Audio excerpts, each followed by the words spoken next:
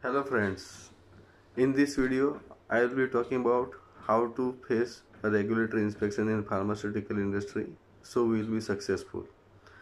In any pharmaceutical company, to face a regulatory inspection is a big task when we are not prepared. If we are prepared, we can achieve it. For any regulatory inspection to be successful, we have to be focused on few important things, which includes our quality systems, our facility and building systems, our production system, our material system, our packaging and labeling controls, and what the controls are in their laboratory. There are many other aspects associated with these key systems. So in this particular video, I will be talking about personal practices and importance of procedures within the company. So friends, many times most of the regulatory observations are there because people don't know their SOP, or people don't follow their SOP, or people don't know how to record the things, how to perform the activities. Out of all the number of employees within an organization, what is your job role as an individual? I will be talking that part in this particular video. So as a person, as an individual employee, you are supposed to know what is your SOP, what SOPs are applicable to you for activities you are doing. So many times people do lot of activities. There are SOPs associated with their activities, but people don't know what is written in their SOP, and people are not really aware that what SOPs applies to them. So first and important thing, do know what are the SOPs applicable to you.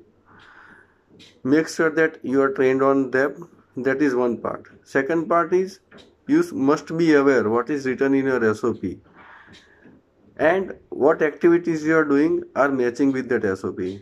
So to do that, what you have to do is whatever activities you are doing, take your SOP and compare your activities with your SOP to find out any gaps. In general, there are 3 to 4 types of gaps. First is something is written in SOP and you are not doing it. Second thing is you are doing something but it is not matching with what is written in the SOP. And third thing, something you are doing but it is not written in the SOP.